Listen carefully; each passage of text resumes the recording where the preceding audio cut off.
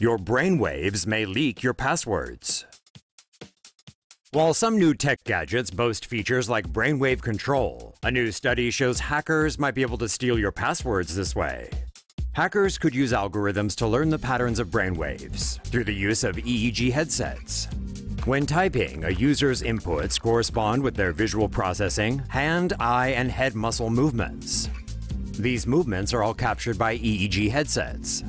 A study on brainwave hacking had 12 users type randomly generated passwords into a text box repeatedly while wearing an EEG headset. After typing just 200 characters, an algorithm was able to make decent guesses regarding new characters based on the user's brainwave patterns. The algorithm increased the odds of guessing a 4-digit numerical PIN from 1 in 10,000 to 1 in 20. It also increased the odds of guessing a 6-letter password from 1 in 500,000 to roughly 1 in 500. The study shows a person who pauses a video game to log into his or her bank account while wearing an EEG headset could be at risk of leaking their passwords. So, maybe don't access your bank records while gaming? Say no to safe spaces on YouTube. Support TomoNews at patreon.com/TomoNews. Some devices are already using mind control technology. Facebook wants to get inside your head. If Facebook is the future, then you can bet it's going to be filled with some pretty nifty brain control technology.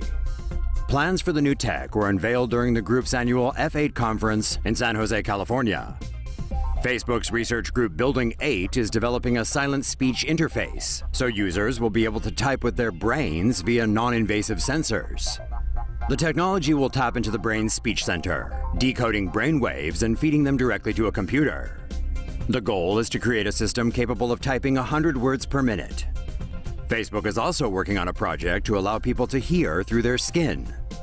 An electronic device will administer frequencies in different patterns on the forearm. Users feel it and decipher the word based on the pattern. Both projects have a 2-year deadline. However, the Skin Hearing Initiative has yet to establish an end goal and is not as advanced as the brain-computer interface. For tech that's not so out of reach, there's Facebook Spaces, a new VR app that's just been released on beta for the Oculus Rift. The platform allows for hangouts in virtual reality space. Users can pull in outside content from across the internet, making for a fascinating yet also slightly bizarre experience. Bionic reconstruction allows for mind-controlled robotic arms. 3 Austrian men with brachial plexus injuries have become the first people in the world to receive a mind-controlled prosthetic arm based on a new technique known as bioreconstruction. Brachial plexus injuries, often a result of trauma from high-speed collisions, disconnect the brain from the hand. Researchers were able to record and use the signal from slight contractions in the muscles when the patients move their shoulder, elbow, and forearm normally to open the bionic hand. To close the bionic hand, researchers transplanted the muscle from the thigh into the forearm to amplify a secondary nerve signal. A combination of these 2 signals allows the patient to rotate the wrist. Patients undergo cognitive training and training with the prosthetic hand attached to their non-functioning hand before amputating their hand to complete the bionic reconstruction. Researchers plan to apply the technique to patients with a functionless hand or leg caused by different injuries. They are also examining ways to decode muscular signals to achieve more intuitive control of the prosthesis. Human trials on bionic spine to start next year.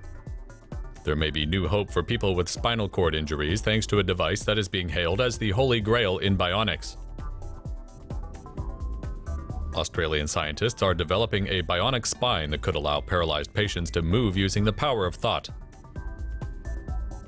The device, a stent electrode recording array, or stentrode, is the size of a small paperclip. Once inserted into the jugular vein using a catheter, it is pushed up to a blood vessel in the brain, where it then expands. Electrodes on the stent record electrical activity from the motor cortex, which controls movement and translates it into commands. The commands are sent to a transmitter embedded just below the chest, which then sends them wirelessly to an exoskeleton or a wheelchair, allowing the patient to move.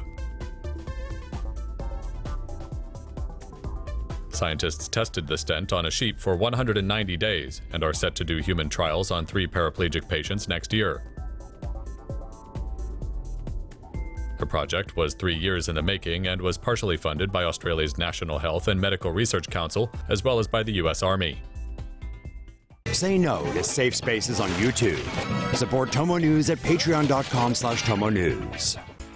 Exoskeleton to allow paralyzed person to walk at World Cup.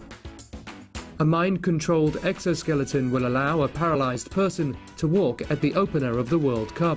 The exoskeleton, part of a project called Walk Again, aims to use technology to overcome paralysis.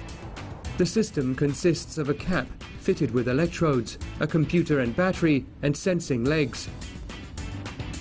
Electrodes in the cap pick up brain signals and transfer them to the computer, which converts them into movement. Sensors detect when the foot touches the ground and transmits the signal to an electronic vibrator in the arm, allowing the patient to associate the sensation with walking. 8 people are currently training to demonstrate the technology at the World Cup opener between Brazil and Croatia on June the 12th.